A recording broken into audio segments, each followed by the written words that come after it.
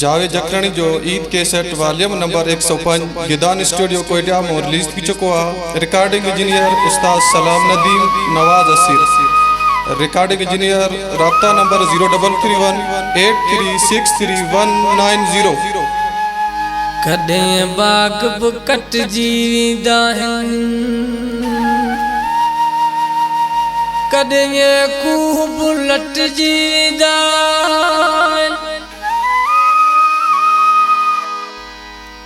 सदा मुबले दी अरमान न कर दिली दोस्त बुमट जीदा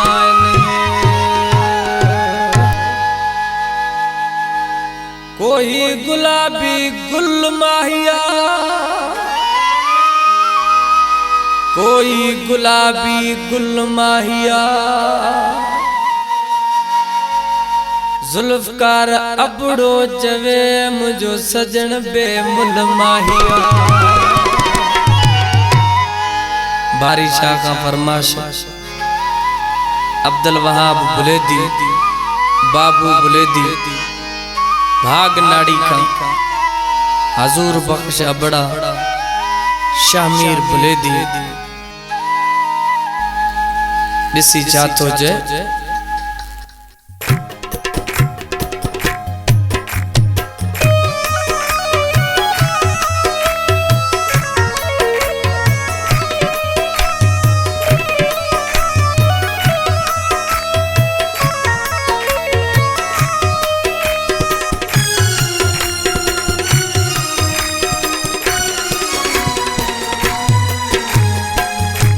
जो ना कसूराना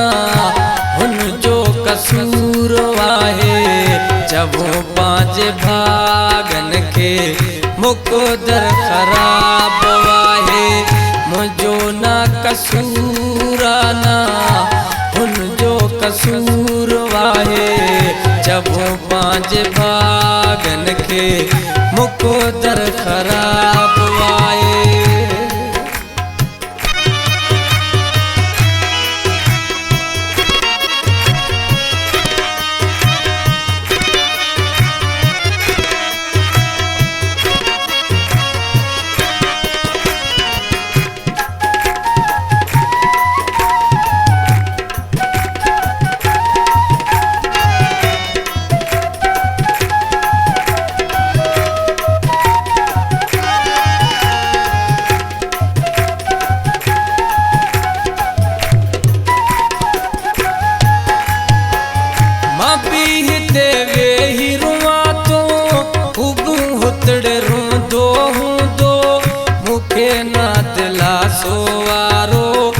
उनके सारो केर दीदो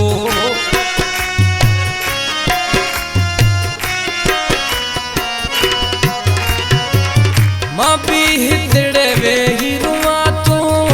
उबू होतड़े रूंदो हूंदो मुखे न दिला सोवारो उनके सारो केर दीदो बिनन जो मासूम चेहरो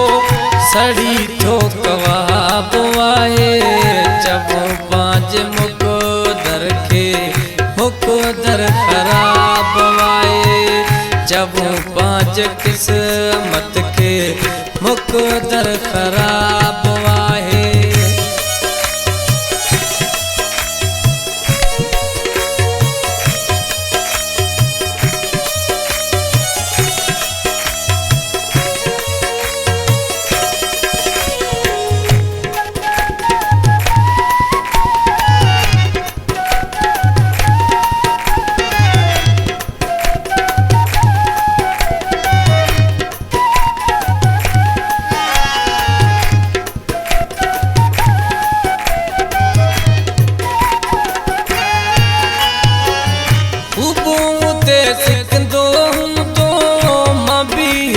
सिकंदो आया गम में सजन ले कलाम पो लिखंदो आया जी जावेद जी हुबू होते वे हिसके तो मबी हितड़े सिकंदो आया कम में पांचे जानी लाए कलामों को लिख दो आया असा बिनन के मिलाए थी दो सबाब आए जब पांच किस्मत के मुकद्दर खराब आए जब पांच किस्मत के मुकद्दर खराब आए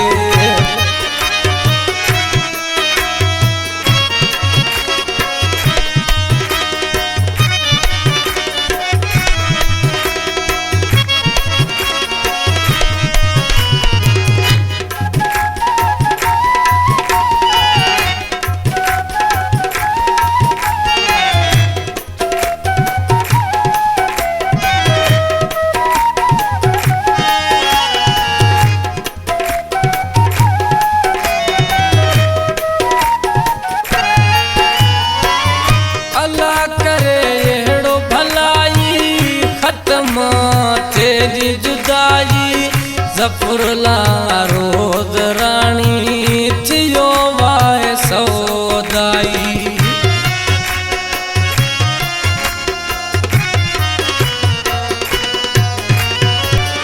अल्लाह करे एड़ो भलाई खत्म थी जुदाई जफरला रोज रानी थियो वाए सौदाई कसम वा खुदा जो कसम वा खुदा जो सोनो ला जवाब आए जब बाज किस्मत के मुकद्दर खराब आए जब बाज किस्मत के मुकद्दर खराब आए तन जो कसूराना मोजो कसूर वाहे जब पांच किस्मत के मुकद्दर खराब वाहे जब पांच किस्मत के मुकद्दर